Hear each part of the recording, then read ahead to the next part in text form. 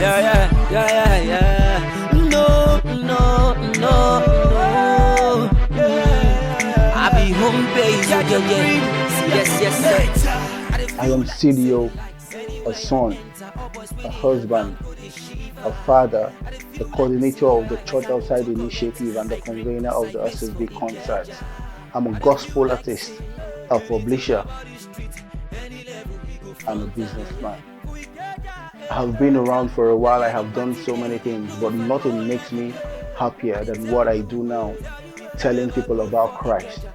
Follow me through my journey as I tell you my story of Craze to grace. If you doubt yourself, them go obtain you, spend them for you for better.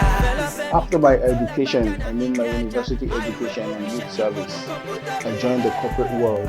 I got my first job and I started working, but I had my eyes on the street. I wanted to be on the street. I wanted to do things on the street. I had my eyes on the entertainment industry. I had my eyes on the fashion industry. I wanted to be out there. I wanted to be known. I wanted to be celebrated. I wanted to become a celebrity. I wanted to give more to the society. I wanted to do more. Most importantly, I wanted to have fun. So what I did was that while I worked, I started doing things outside of my job. I went into fashion. I went into modeling. I opened outfits, but I wasn't happy. Nothing made me happy. I wanted to do more. I wanted to have more. I wanted, most importantly, to be recognized by the society.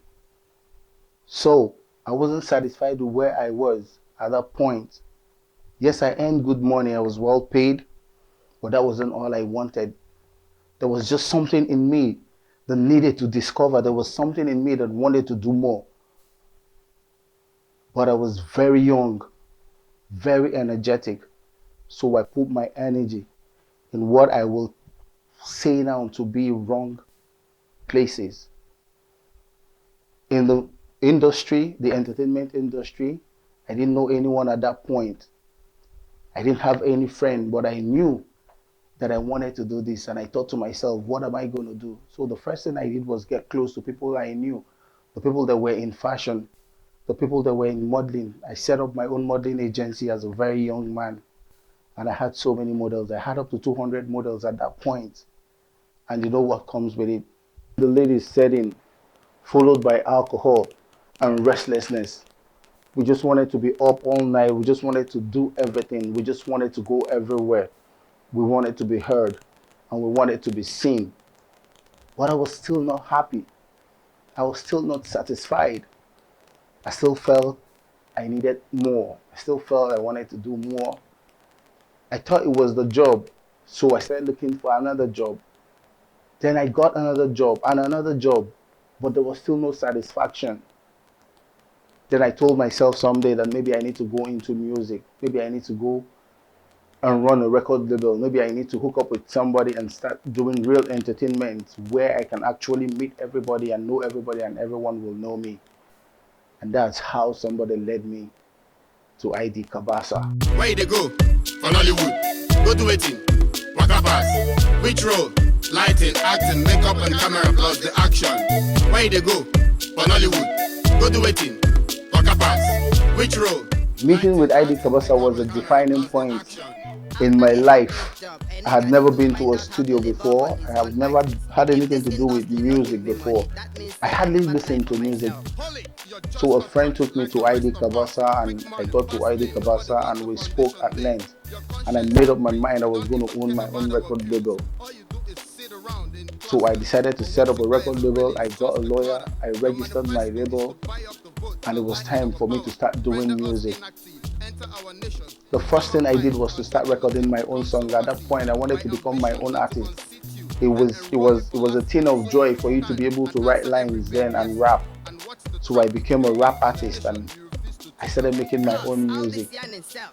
But I couldn't really do much because I was still working. I was still in paid employment, and the company I worked for at that point told me that it was either I concentrated on my job or I left the job for music.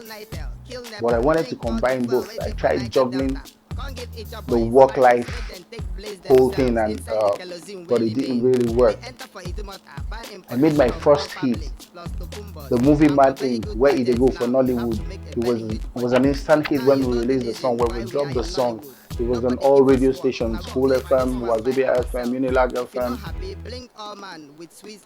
It was a song, it was a satire, it was a satire, it was a song we did about Nollywood, and it was done in pidgin English.